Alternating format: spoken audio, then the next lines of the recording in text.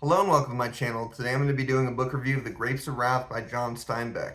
Now, this book is about as classic as American literature gets, and I love Steinbeck. I've read many books by him, and I would rank this as number 2 in out of the books I've read by him, only second best to East of Eden. I've been wanting to read this book for years, and it took me way too long to read, but I'm glad I finally read it. Now, this book is like a quest story, a lot like Lord of the Rings or Lonesome Dove.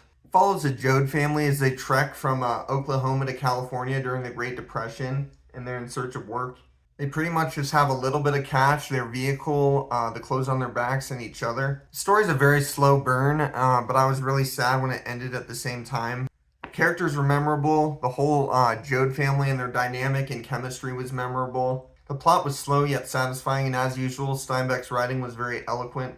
The only gripe I had with this book, and this is a gripe many people have with it, is that every other chapter Steinbeck diverts from the main plot to go on like a political tangent. He goes in depth a lot about how banks are greedy and taking land from people, and how the common man is like reduced to a state of complete starvation. I thought these chapters were really long-winded at times, but they did serve a purpose. And that purpose was to expand the setting and elaborate on the political climate of the time.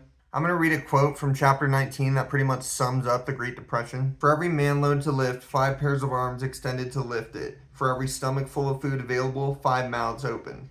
And that's basically the Great Depression in a nutshell. The crazy thing about the Joad's predicament is that millions of other people have the same exact idea of going to California in search of work. And the thing about it is like across their journey, they keep running into very pessimistic people who say there's no work out there. So they're not even sure that this journey will be worth it. They're just like going on the basis of hoping that there will be work in California. Another difficult part of this book for me was that all the characters talk in this drawl. It takes longer for you to understand what they're saying. So yeah, overall I think this is a very good book, very beautiful writing, colorful characters, and I think it's a landmark of American literature, and I'm really glad I read it finally, because while it was slow, it did teach me a lot about the Great Depression, and I feel like reading this book would make anyone a more well-rounded American. So I'm going to rate this book a 4.5 out of 5. Stay tuned for more book reviews.